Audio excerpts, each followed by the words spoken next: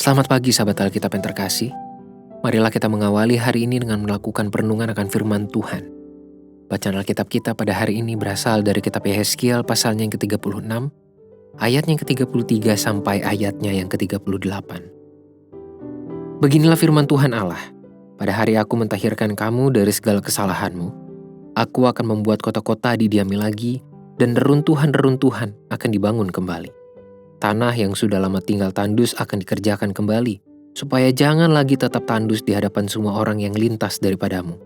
Sebaliknya, mereka akan berkata, tanah ini yang sudah lama tinggal tandus menjadi seperti Taman Eden, dan kota-kota yang sudah runtuh sunyi sepi dan musnah, sekarang didiami dan menjadi kubu.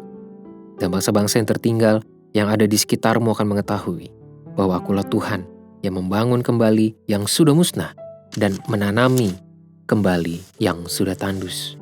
Aku, Tuhan, yang mengatakannya dan akan membuatnya. Beginilah firman Tuhan Allah.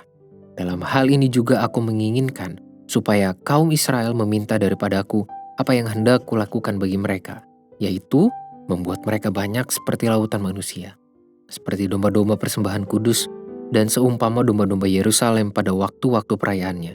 Begitulah kota-kota yang sudah runtuh penuh dengan lautan manusia.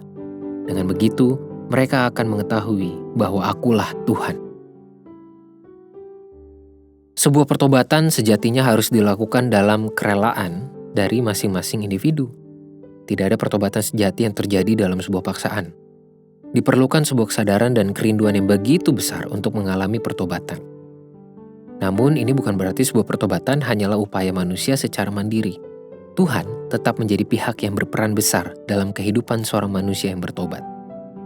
Kerendahan hati dalam mengalami pertobatan pun sangat diperlukan untuk meminimalisir munculnya kesombongan pasca pertobatan. Kesombongan ini akan semakin berbahaya ketika si individu tidak menyadari bahwa ia sedang mengalaminya. Fase perubahan hidup dan komitmen iman yang baru saja seseorang lakukan biasanya membuat ia merasa menjadi lebih baik dibanding orang lain.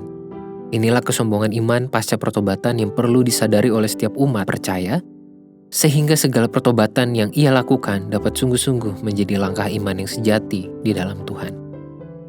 Janji pemulihan yang Tuhan sampaikan kepada bangsa Israel pun semestinya cukup menjadi pengingat bagi setiap umat percaya bahwa perubahan hidup pasca pertobatan pada seorang manusia adalah hasil dari karya ilahi, bukan hasil usahanya sendiri. Setiap perubahan dan dampak dari pertobatan tidak semestinya dijadikan produk pameran yang hanya menjadi bentuk kesombongan iman di hadapan orang lain. Justru, segala dampak dari pertobatan semestinya menjadi bentuk kesaksian yang menampilkan kemuliaan Tuhan di tengah lingkungan di sekitar kita. Inilah mengapa Tuhan berkata, dan bangsa-bangsa yang tertinggal yang ada di sekitarmu akan mengetahui bahwa akulah Tuhan. Tuhan berjanji untuk menghadirkan pemulihan bagi tanah yang tandus. Dia akan mengubahkan timbunan puing menjadi penuh dengan keramaian orang-orang yang mengusahakan tanah-tanah subur. Namun itu semua bukan hanya sebagai pemenuhan kebutuhan bangsa Israel, tetapi juga untuk mempermuliakan keberadaan Tuhan di tengah-tengah umatnya. Sahabat Alkitab, setiap orang yang bertobat berarti ia bersedia untuk menjadikan Tuhan sebagai pusat dari kehidupannya dan selalu berkomitmen untuk mempermuliakan Tuhan melalui setiap aksi kehidupan kesehariannya. Selamat membangun kehidupan yang mempermuliakan Tuhan. Marilah kita berdoa.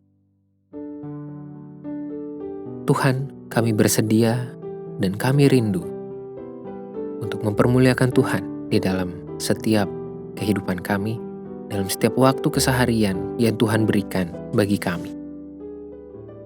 Ubahkan kami, tolong kami Tuhan, untuk mengalami pertobatan, agar kami selalu menjadi dan berubah menjadi lebih baik sesuai dengan kebenaran firman Tuhan.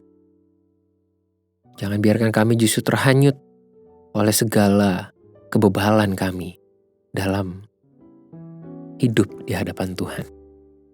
Berikan kami kerendahan hati, berikan kami kepekaan untuk menyadari segala kesalahan kami, dan mampukan kami untuk mengalami pertobatan yang Tuhan anugerahkan kepada kami.